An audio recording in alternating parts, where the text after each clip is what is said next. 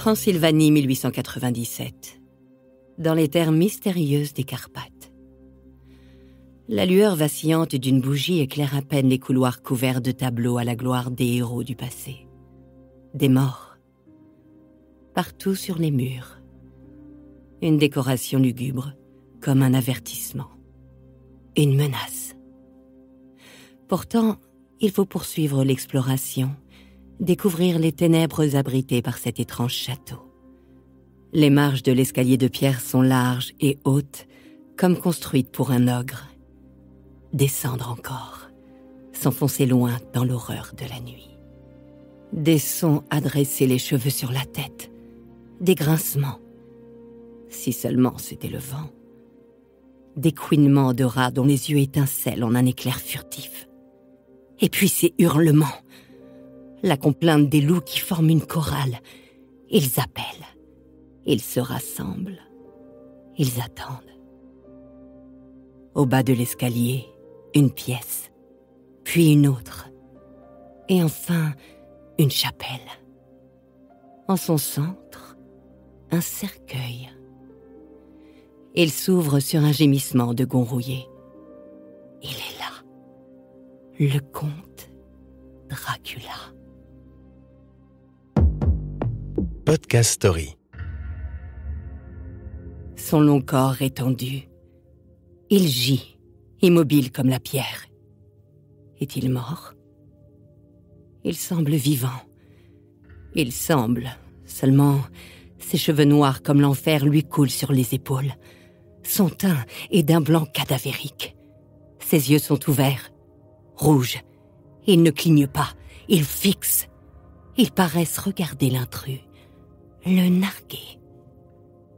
Par les meurtrières, la lune fait glisser ses rayons de lumière froide. Le faisceau se dirige vers la bouche rouge carmin et les lèvres retroussées. Il éclaire les dents. Elles sont blanches, aveuglantes et longues, longues. Aussi longues qu'est immense la frayeur de la proie devant son prédateur. D'ailleurs, il a mangé cette nuit. Il a bu. Il a fait une victime. De ses canines pointues coule un liquide gras, du sang. Il souille le menton et tache le col de la chemise du comte. Et son regard trahit l'orgueil triomphal du chasseur. Il repose là, dans cette chapelle, dans cette cave, dans ce château perdu, au cœur de la Transylvanie. Gorgé de sang, comme une sangsue. Plusieurs années avant de devenir l'un des écrivains les plus lus au monde, avant d'écrire le célèbre roman Dracula, Bram Stoker vit une enfance triste. Il ne peut pas jouer, il n'a pas d'amis, il ne va pas à l'école. C'est un petit garçon malade. À sa naissance, sa santé est si précaire que les médecins ne lui donnent que quelques jours à vivre. Pourtant, il s'accroche. Il survit. Depuis 7 ans, son quotidien est une longue convalescence. Il est reclus dans l'atmosphère calfeutrée de sa maison, entouré de ses 6 frères et sœurs, couvé par sa mère et par sa nourrice. Il est sage et poli. Il grandit dans un foyer de modeste bourgeoisie protestante, et comme il faut. Il entre déjà dans l'adolescence, et il ne sait pas s'il va guérir un jour. L'ombre de la mort plane sur lui depuis toujours. Son lit est près de la fenêtre, et de là, il peut contempler la côte, la mer qui lèche les falaises de son Irlande natale. Pour oublier ses jours austères, malgré les bons soins de sa famille, il s'abîme dans cet horizon. Il rêve. D'ailleurs, à son chevet, les femmes trompent l'ennui. Elles comptent. Des histoires à dormir debout. Des récits puisés dans le folklore national. Des légendes fantastiques peuplées de lutins, de fées, de sorcières et de potions magiques. La Bible aussi. Et des récits plus tangibles et plus effrayants. Ceux d'une épidémie de peste noire à laquelle ses ancêtres auraient échappé. La contamination, la putréfaction, les morts par milliers. Cette enfance souffreteuse va planter dans le jeune esprit de Stoker une graine. Le goût pour l'horreur une fascination pour le principe de contamination et le fantasme d'un corps puissant qui défierait les lois de la nature. Un corps qui défierait la mort. Bram Stoker grandit en Grande-Bretagne dans la seconde moitié du XVIIIe siècle. Le pays connaît l'apogée de son histoire. La paix règne, l'économie est florissante et la reine Victoria est à la tête de nombreuses colonies dans le monde. La société est éclairée par les Lumières. Les progrès de la science sont prodigieux avec notamment l'accès à un savoir universel grâce à l'encyclopédie. On a découvert la transfusion sanguine, les expériences de Charcot sur le plan psychologique, les publications de Darwin et sa théorie sur l'évolution des espèces. Mais cette avancée de la raison doit cohabiter avec la tradition protestante victorienne. La morale est stricte et encore dictée par la religion. Il faut se marier ou entrer dans les ordres, aller à l'office, bien se tenir, avoir une existence irréprochable. Les femmes portent une quantité de jupons et l'on ne perçoit de leur corps qu'un pied botté. Une fracture se crée entre une toute nouvelle liberté de pensée et d'anciennes lois rigides. De cette fracture naît une étincelle, un désir, s'échapper du carcan, mettre du désordre dans une vie trop réglée. Alors, les hommes de la bourgeoisie s'encanaillent dans les bordels. Des clubs se forment où l'on s'adonne au spiritisme. On fait bouger les tables, on appelle des fantômes. En 1888, Londres frémit en découvrant les massacres de Jack l'Éventreur. Mais la presse offre aussi une occasion de se délecter de photos habituellement interdites. Dans un plaisir coupable, on contemple les corps dénudés des victimes féminines. On s'arrache ces journaux. L'érotisme, l'illicite, le crime, tout se mélange dans les imaginaires en quête de sensations. Depuis déjà un siècle, la littérature gothique et vampirique fait fureur. On y trouve les fantasmes d'une société coincée qui ne rêve que d'une chose, transgresser, commettre des péchés. Les romans présentent des héros jeunes et innocents, mais subitement, ils se retrouvent aux prises avec des forces du mal qui les contraignent au vice. Si l'on y est obligé, il n'y a pas de mal. On peut se laisser aller aux rêveries et pimenter ses nuits de séduisants cauchemars. Dans les collèges, dans les pubs et les salons mondains, on a déjà échangé des discussions enflammées sur le Frankenstein de Mary Shelley, le vampire de Polidori, l'étrange cas du docteur Jekyll et Mr. Hyde de Stevenson. La société est prête à succomber au monstre qui donnera à l'épouvante ses lettres de noblesse. Bram Stoker a quitté son lit. Il va beaucoup mieux.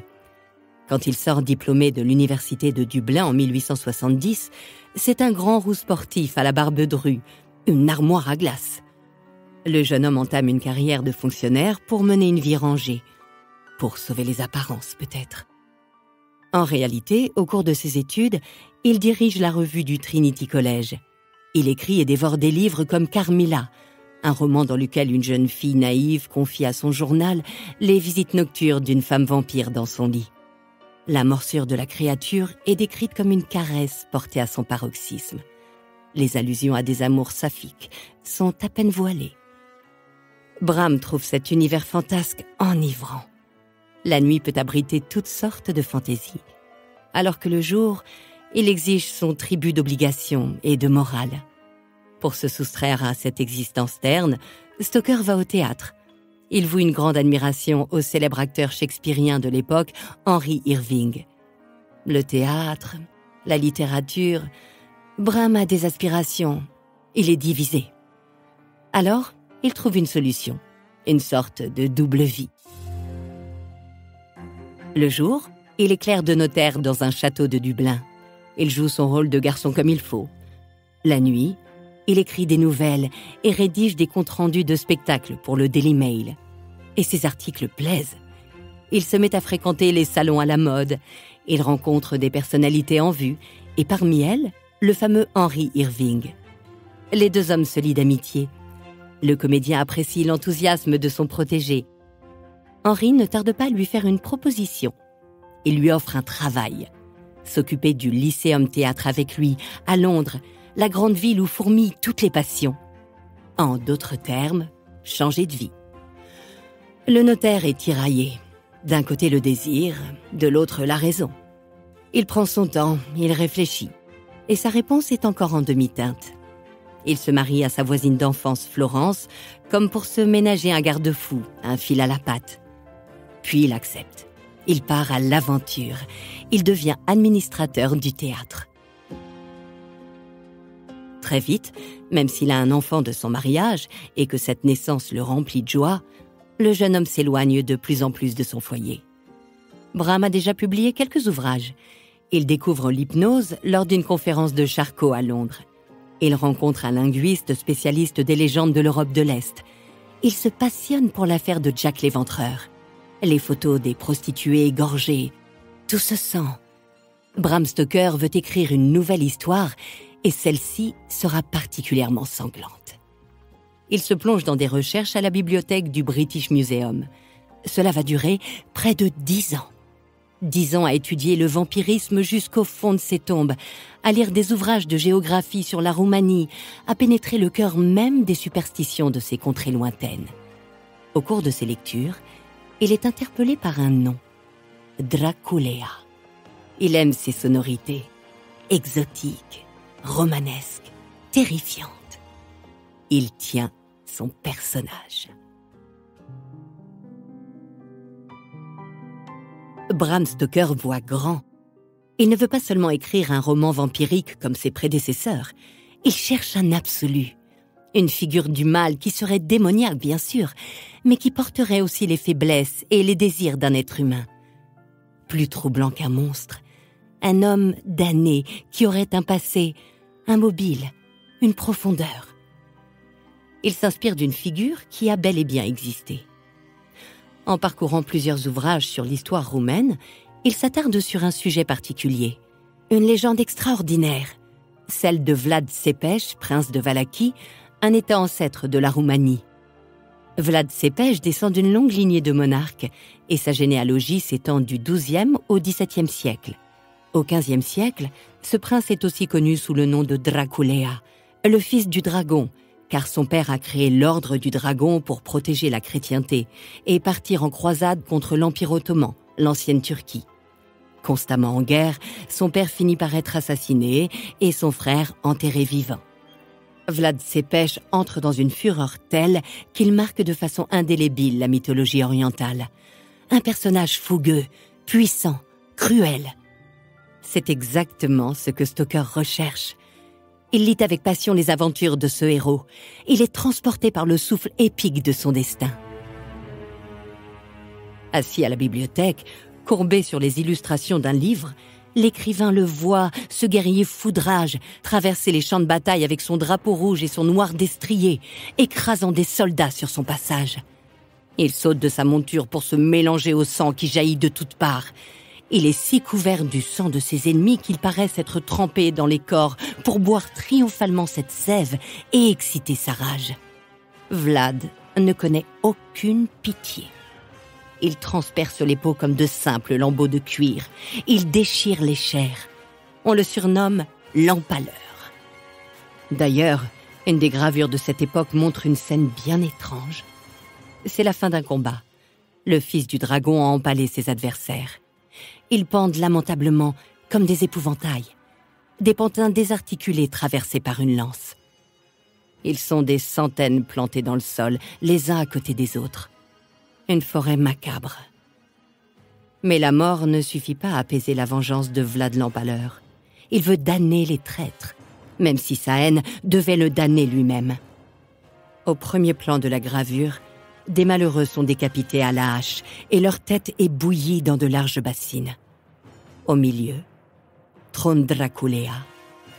Il est attablé comme l'invité d'un banquet funeste.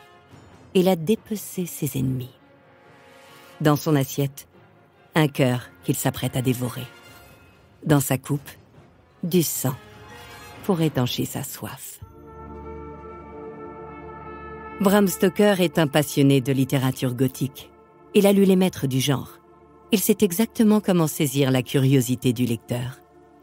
Pour poser le décor de l'épouvante, il faut d'abord larguer les amarres. La rencontre du vampire ne se fera pas dans le monde moderne. Il faut aller loin, très loin de tout ce que connaissent les Londoniens. Son héros, ou plutôt sa victime, Jonathan Harker, doit quitter Londres et son quotidien routinier de clerc de notaire. Il est fiancé à Mina, une fille pieuse et sage. Il travaille pour le compte de son mentor. Sa vie est normale. Terriblement normale. Sa mission est de vendre une propriété à un client qui vit dans les lointaines Carpates et veut acheter des biens à Londres. Pour cela, il doit entreprendre un grand voyage. Pour Jonathan, c'est l'aventure, l'occasion inouïe de découvrir du pays. L'histoire s'ouvre sur le détail de son expédition. Munich, Vienne, Budapest. Le notaire traverse le Danube comme une frontière entre l'Occident et l'Orient. Une frontière entre le raisonnable et le surnaturel. D'ailleurs, il ne trouve pas le lieu précis de sa destination sur la carte. Il est perdu au milieu des Carpates et des superstitions. Le jeune clerc doit faire son dernier trajet la veille de la Saint-Georges, jour réputé pour laisser s'échapper toutes les entités maléfiques. Les derniers vivants qu'il rencontre font des signes de croix, ils l'avertissent ou lui remettent un crucifix. Tout le monde sait les dangers qui l'attendent. Tout le monde, sauf lui. La diligence se presse pour arriver avant minuit. Les chevaux sont fouettés sans ménagement et les hurlements des loups se rapprochent. La montée d'adrénaline est à son paroxysme. Plus Jonathan s'enfonce dans l'inconnu, plus il a peur et plus il regrette son entreprise. Mais il est trop tard. Il ne peut plus faire machine arrière. Sans le savoir, en passant d'une diligence à une autre, il entre dans le royaume des morts. Son cocher porte un large chapeau pour dissimuler son visage. Il a une force colossale et commande aux loups de libérer le passage. D'étrangeté en étrangeté, le jeune homme glisse dans un univers paranormal. Il se retrouve enfin dans le cadre terrifiant de tout bon récit du genre. Un chemin peu engageant monte une colline escarpée. Il parvient devant un vieux château dont les formes anguleuses se découpent dans le crépuscule. La porte se ferme derrière lui. Il est arrivé chez le comte, chez Dracula. Et nous pénétrons avec lui dans notre pire cauchemar. Le teint blafard, un nez aquilin, fin, doté de larges narines, une bouche très rouge, des dents trop blanches et trop pointues, des mains aux ongles longs et à l'intérieur des paumes, des poils drus, des cheveux à la fois dégarnis et touffus, une haleine fétide et une peau froide comme celle d'un cadavre. L'hôte est peu avenant, mais Jonathan Harker est contraint de passer plusieurs jours en sa compagnie. Le jeune homme ne tarde pas à découvrir les particularités de son étrange client. Il fait une série d'observations qui dessinent le portrait d'un monstre. Le comte Dracula ne peut pas se refléter dans un miroir. Son corps ne dégage aucune chaleur. Il a des capacités physiques extraordinaires. Il a une force prodigieuse. Il rampe. Il se déplace avec une rapidité déconcertante et sans faire un bruit. Plus tard, le notaire découvrira que Dracula peut se déplacer sous différentes formes. Un brouillard, une chauve-souris, un loup, un chien. Il a le pouvoir de commander les animaux et les éléments comme le vent. Il ne peut traverser les eaux qu'à marée basse. Il ne peut pas manger ni boire comme les humains. En revanche, il se nourrit exclusivement de sang. Le sang d'un être vivant qu'il part chasser la nuit. Pour s'approvisionner, il est capable de tout, même de tuer un enfant. Il a la faculté de lire dans les pensées de ses victimes et de les contrôler à distance. Le comte n'apparaît que la nuit. Dès le chant du coq, il s'enfuit, car il ne peut pas vivre en plein jour. Il serait brûlé par le soleil. La journée, il se repose dans un cercueil, lui-même enfoncé dans sa terre de naissance, la terre des Carpates. L'ail, les crucifix, les hosties et toute forme d'objets sacrés de la chrétienté réduisent ses forces à néant. Enfin, Dracula est immortel. Il a traversé plusieurs siècles et peut en traverser encore pour l'éternité. À moins qu'on ne transperce sa poitrine d'impieux et qu'on ne le décapite. Il est alors réduit en poussière. Ces règles que les protagonistes consignent, comme le ferait un ethnologue, sont glaçantes, absolument contre nature. Mais elle révèle aussi les failles du vampire.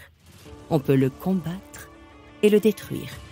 Dès lors, comme Jonathan Harker, ses amis et le lecteur n'ont qu'une idée en tête: vaincre cette créature démoniaque. 1897. Dracula paraît dans les premières librairies de Londres. Dès sa sortie, les chiffres des ventes sont excellents. Les lecteurs dévorent les 500 pages de l'édition originale. Ils en parlent autour d'eux. Le succès grandit. Bien sûr, le roman est effrayant. On conseille même dans les journaux d'éviter de le lire la nuit. Il est quand même question de morts qui sortent des tombes et de flots de sang. Mais le plaisir de se faire peur n'est pas la seule raison du succès de Dracula. Dans le livre, il y a des passages troublants.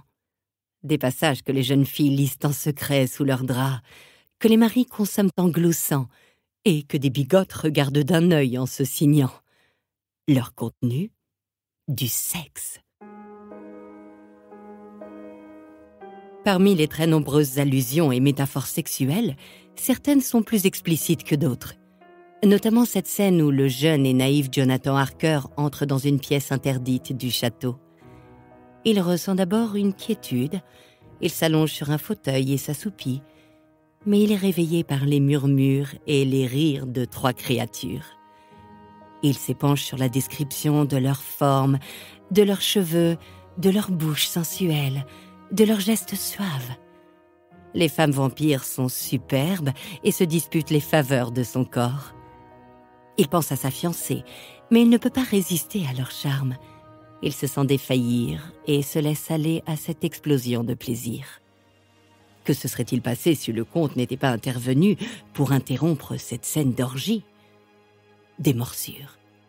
Mais ici, s'agit-il vraiment de morsures? Dans un autre passage, l'innocente Mina est contrainte à un rapport non pas sexuel, mais vampirique. Et pourtant, le récit porte à confusion. Dracula pénètre dans la chambre en pleine nuit. Le comte se saisit de la jeune femme qui se débat, nue sous sa chemise de nuit. Il maîtrise sa victime en la maintenant d'une main. De l'autre, il défait sa propre chemise et expose son torse. Avec son ongle pointu, il se fait une entaille. Le sang gicle et Dracula force Mina à poser ses lèvres sur la plaie.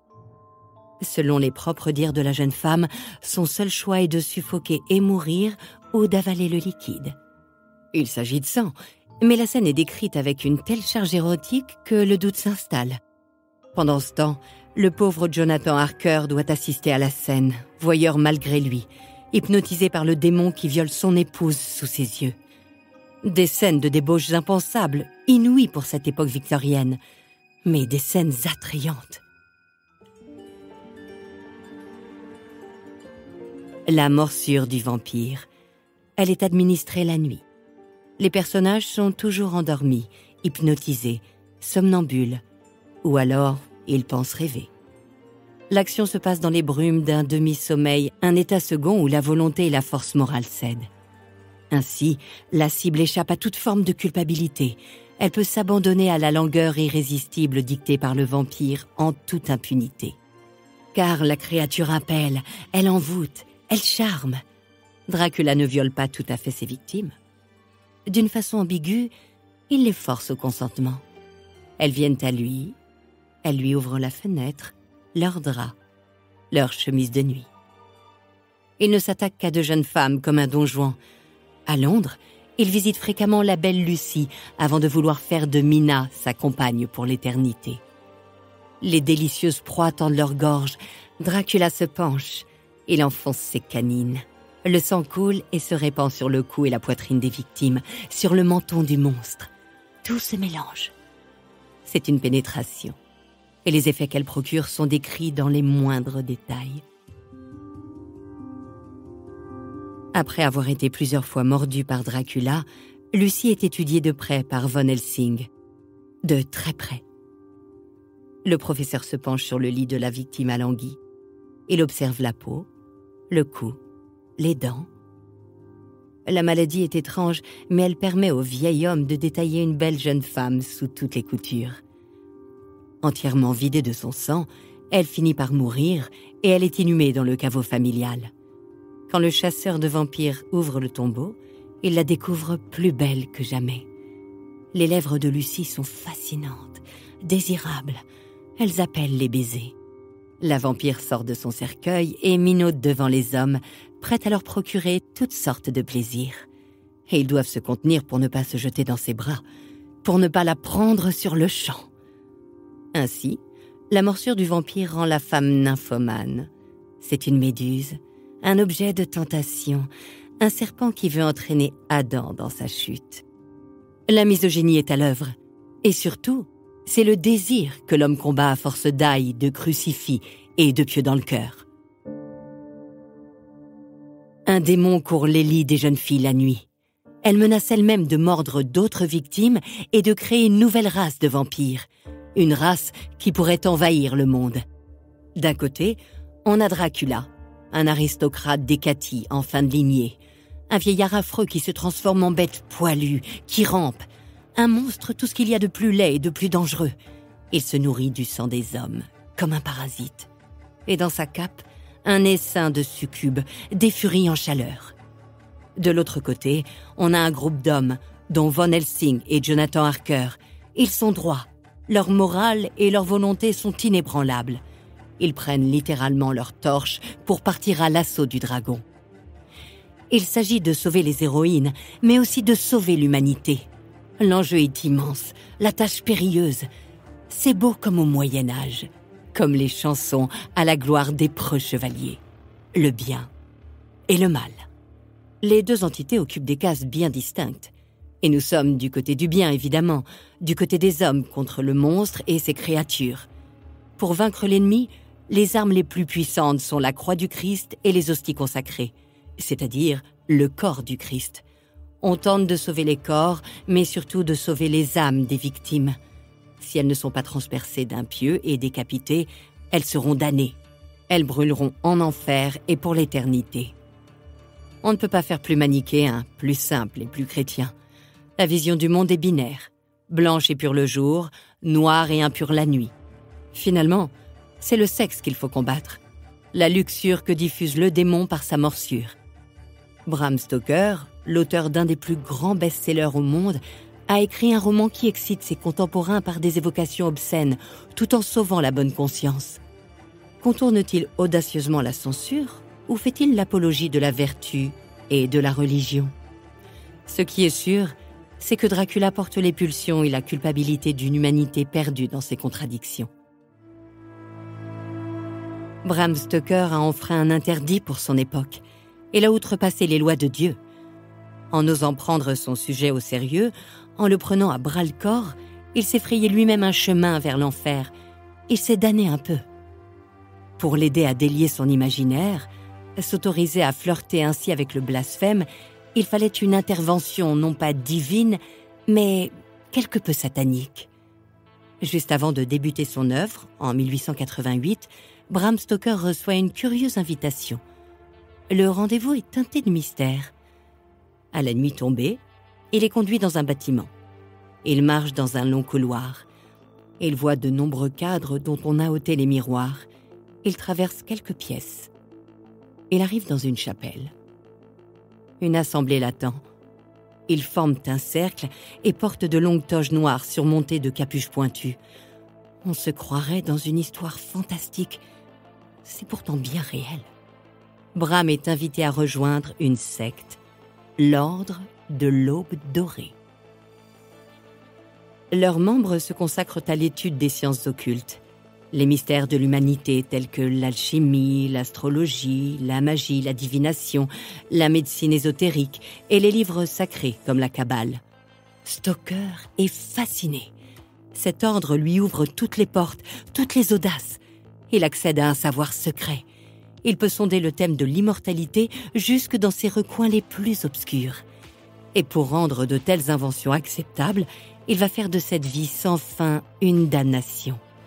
Peindre son monstre en héros romantique, victime d'une malédiction. Car le comte est un mort-vivant enfermé dans un cercueil de solitude. Il vit sans chaleur, condamné à errer en quête d'une âme sœur qui le suivrait dans l'éternité. Au début du XXe siècle, Dracula aurait été le livre le plus vendu après la Bible, comme si le démoniaque et le divin se livraient à une course au coude à coude. Le roman de Stoker s'est imposé comme la référence vampirique. Des effluves d'un héritage littéraire gothique, des gouttes de légende et d'histoire de l'Europe de l'Est, un soupçon de romantisme, une lampée d'érotisme. L'écrivain a trouvé la formule magique, la potion qui entrait des générations d'adeptes de l'épouvante.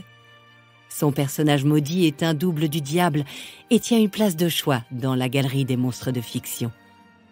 Depuis, le monstre a créé des monstres. Des copies, des adaptations plus ou moins réussies, des hommages, des BD, des romans, des films érotiques, des peluches, des déguisements pour Halloween, des séries télé et des films. Beaucoup de films. Mais l'adaptation la plus émouvante est peut-être Nosferatu, de Friedrich Murnau. Le film est encore muet. La musique est additionnelle. Les textes explicatifs et les dialogues sont lus sur des cartons. La première se déroule le 4 mars 1922, au Jardin zoologique de Berlin. Elle est annoncée comme un des plus grands événements culturels de l'année. Beaucoup de personnalités et de journalistes sont invités, et pour l'occasion, on leur a demandé de s'habiller selon la mode du début du XIXe siècle. Les journaux français décrivent les spectateurs à la sortie de la projection. Ils sont hagards et protègent leurs coups de leurs mains en se retournant pour vérifier qu'un vampire n'est pas sur leurs traces. Et pour cause, ils ont vécu 1h20 de cauchemar. La pellicule en noir et blanc tremble. Les cartons sont calligraphiés en lettres gothiques. L'orchestre joue une symphonie terrible et exaltée. À l'écran, minuit sonne et la jeune femme sous emprise est appelée à la fenêtre. Dans les escaliers, l'ombre déformée de la créature monte lentement. Elle est chauve. Ses épaules sont trop hautes. Son nez, ses bras, ses doigts, trop longs et trop crochus. La femme sursaute. La main s'allonge encore pour atteindre la porte. La victime porte la main à son cœur. Elle se réfugie sur son lit, les yeux écarquillés d'effroi. L'ombre de la main atteint la chemise de nuit.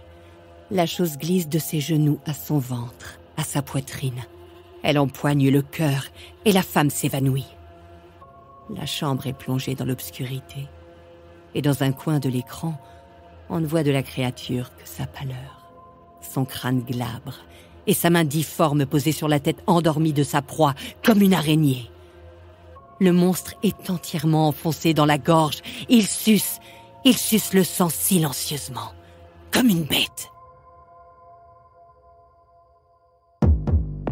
Podcast Story. On a tous une histoire à écouter. Ne manquez aucun épisode de Podcast Story. Abonnez-vous et mettez 5 étoiles sur Podcast Addict, Amazon Music ou Spotify.